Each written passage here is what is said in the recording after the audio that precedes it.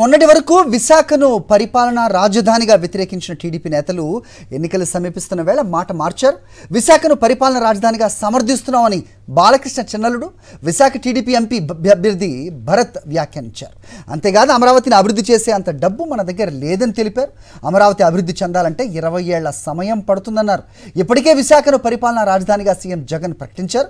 ఎన్నికల్లో గెలిచిన తర్వాత విశాఖ నుంచే పరిపాలన చేస్తానని ఇప్పటికే చెప్పారు. విశాఖను పరిపాలన రాజధానిగా వ్యతిరేకిస్తే తమ రాజకీయ భవిష్యత్ గల్లంతవుతుందనే భయం టీడీపీ నేతల్లో మొదలైంది. ఈ నేపథ్యంలో విశాఖ టీడీపీ ఎంపీ అభ్యర్థి భరత్ ఈ వ్యాఖ్యలు చేశారని స్పష్టంగా అర్థమవుతోంది. ఇవాళ అమరావతి డెవలప్ చేయడానికి మన దగ్గర అంత డబ్బులు లేవు. సో విశాఖపట్నమే ఇంకా ఫాస్ట్గా పెరుగుతుంది. విశాఖపట్నం గ్రోత్ వల్లే ఆంధ్ర ఇంకా ఫాస్ట్గా. అమరావతి డెవలప్ చేయడానికి ఇన్వెస్ట్మెంట్ కూడా చాలా అవసరం. ఆ ఇన్వెస్ట్మెంట్ చేయడానికి ఇవాళ స్టేట్ గవర్నమెంట్ పొజిషన్లో లేదు.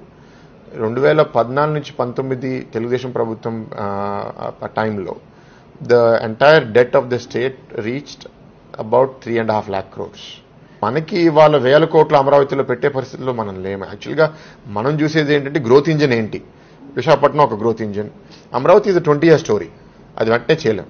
మరి దీన్ని విశాఖ ప్రజలు కాదు మొత్తం రాష్ట్ర ప్రజలు ఏ విధంగా అర్థం చేసుకోవాలి అనేది వాళ్ళకి ఖచ్చితంగా తెలుసు అనేది ఊహిద్దాం.